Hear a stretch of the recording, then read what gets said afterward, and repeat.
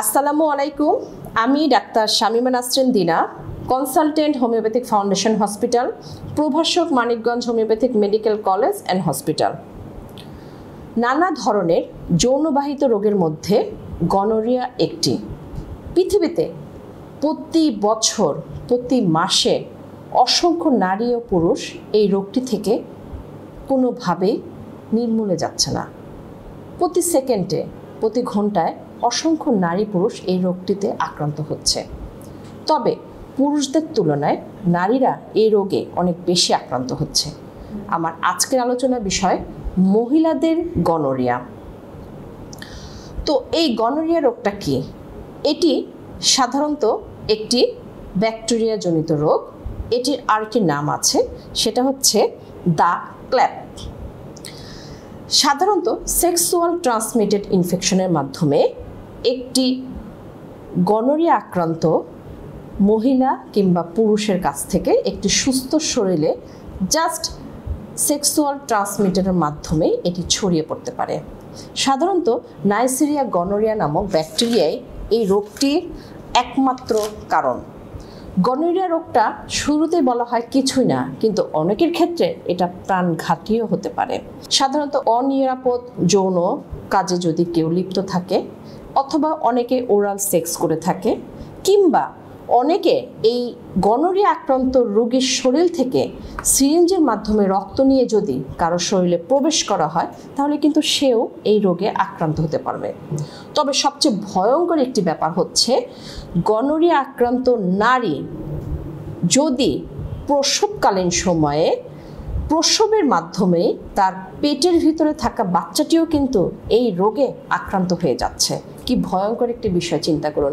একটি সুস্থ বাচ্চা পৃথিবীতে আসার কথা, সে কিনা আসার আগে গনোরিয়া রোগ নিয়ে এসে হাজির হলো। তো আপনাকে জানতে হবে যে কি কারণে কেন এই রোগটি আক্রান্ত হচ্ছে। প্রথম কথা হচ্ছে সেক্সুয়াল ট্রান্সমিটেড ডিজিজ, যেহেতু এটি অবশ্যই আপনাকে একটি নিরাপদ যৌন মিলন, যেটা আমি বলবো যে এটা একাধিক সঙ্গী বাদ করে একজন অথবা সিঙ্গেল সঙ্গী হিসাবে আপনাকে নির্বাচন করতে হবে। সবচেয়ে বড় কথা হচ্ছে একটি ব্যারিয়ার মেথড, আমরা যেটা বলে থাকি যে যৌন লিপ্তর সময় আপনাকে অবশ্যই একটি ব্যারিয়ার মেথড, সোজা বাংলায় কন্ডোম ইউজ করতে হবে। এটা ছাড়া অপরিচিত কারোর সাথেই আপনি নিরাপদ নন। লক্ষণ, কি ধরনের লক্ষণ হতে পারে? একটি লক্ষণই মেয়েদের বেশি দেখা যায়। যেহেতু আমার আজকের আলোচনার বিষয় মহিলাদের গনোরিয়া, সুতরাং আমি মহিলাদেরকে নিয়ে বেশি ব্যস্ত থাকব। মহিলাদের ক্ষেত্রে দেখা যাবে অস্বাভাবিক স্রাব, হলুদ সবুজ দুর্গন্ধযুক্ত যৌনি স্রাব, এবং এটা এত মাত্রায় হবে যে আপনার লিবিয়া মেজর অথবা লিবিয়া মাইনর জায়গাটা ক্ষত হয়ে যাবে, যৌনাঙ্গটা ফুলে যাবে, অতিরিক্ত মাত্রায় ইচিং হবে, একটা অস্বস্তিকর পরিবেশ তৈরি হবে। পাশাপাশি প্রস্রাব করতে গেলে বেদনাযুক্ত প্রস্রাব, অর্থাৎ প্রস্রাব হবে ফোটা ফোটা, অস্বাভাবিক জ্বালা, কষ্টকর।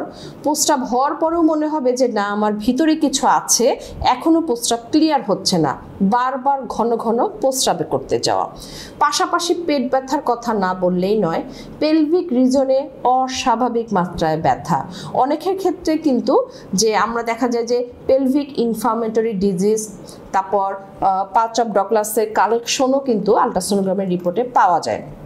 অর্থাৎ এই সব কিছুই কিন্তু আপনার এই গনোরিয়া রোগ থেকেই আসলো। সাদা স্রাব, অনেক মেয়েদের কিন্তু অতিরিক্ত মাত্রায় সাদা স্রাব এবং দুর্গন্ধযুক্ত স্রাব হয়ে থাকে।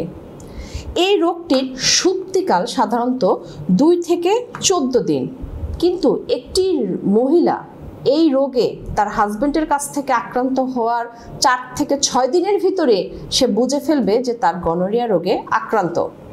অনেকের ক্ষেত্রে দেখা যায় যে রোগটা ভিতরে ভিতরে থাকে, হয়তো সে টেরও পায় না।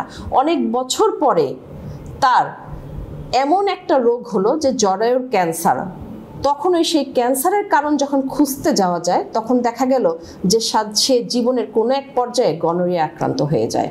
অর্থাৎ এই রোগটি কাউকে খুব সারা বছর জ্বালাতন দিবে, কেউ বা নীরব ঘাতী প্রাণ নাশের জন্য বসে থাকবে। মহিলাদের ক্ষেত্রে দেখা যায় যে তার জরায়ু ছাড়াও মলদ্বারেও কিন্তু এটা সমস্যা করে। মলদ্বারে মল ত্যাগের সময় প্রচণ্ড পরিমাণ ব্যথা, জ্বালা যন্ত্রণা, সাথে ইচিং থাকবে। অনেক মহিলাদের কিন্তু সিফিলিস নামক রোগেও এটি আক্রান্ত করে ফেলে।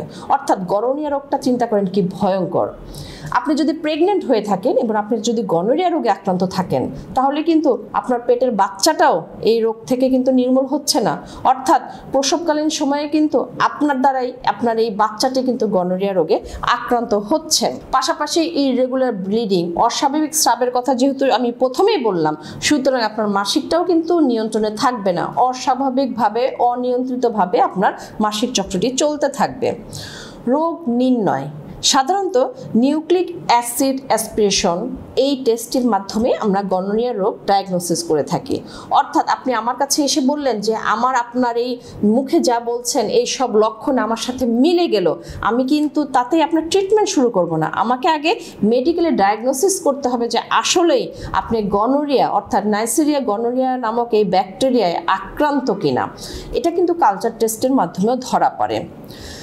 আমাদের দেশ শুধু না, অনেক দেশ আছে যারা এই যৌনবাহিত রোগ নিয়ে কথা বলতে এখনো লজ্জা বোধ করে।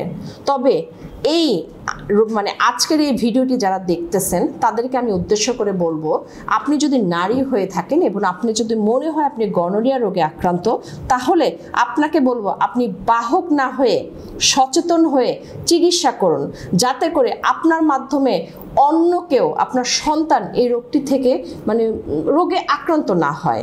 তো যাদের কাছে মনে হচ্ছে যে আমি হয়তো গনোরিয়া রোগে আক্রান্ত হতে পারি, তাদেরকে বলবো এটার অন্য কোথাও কোনো চিকিৎসা আছে কিনা, হয়তো ওরকম পারফেক্টলি সেরে যাবেন কিনা আমি বলতে পারতেছি না। তবে আমাদের হোমিওপ্যাথিতে একটি দীর্ঘমেয়াদী চিকিৎসার মাধ্যমে কিন্তু আপনি এই মহিলাদের যে গনোরিয়া সেটা থেকে কিন্তু খুব তাড়াতাড়ি বের হয়ে আসতে পারবেন। সুতরাং এই মহিলাদের গনোরিয়া রোগে যারা আক্রান্ত তাদেরকে বলবো, আপনি যদি আপনার শরীরে এই ধরনের লক্ষণ প্রকাশ পান, প্রস্রাবে জ্বালা পোড়া, চুলকানি, অস্বাভাবিকতা, স্রাব, তো দেরি না করে হোমিওপ্যাথিক ফাউন্ডেশনে চলে আসুন। কারণ আজকে আপনি বিয়ের পরে হয়তো মনে হচ্ছে যে সুস্থ, কিন্তু কালকে যে বাচ্চাটা আপনার ঘরে আসবে সে কিন্তু অসুস্থ হয়ে আসবে।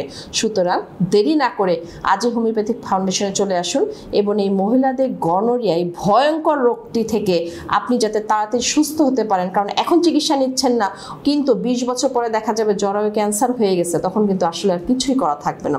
সুতরাং একটি দীর্ঘমেয়াদী চিকিৎসার ক্ষেত্রে এই গনোরিয়া রোগ থেকে যাতে সারিয়ে ফেলতে পারেন আপনার নিজেকে, সেই জন্যই বলবো দেরি না করে আজই এখনই এই মহিলাদের গনোরিয়ার চিকিৎসা শুরু করুন। ধন্যবাদ সবাইকে।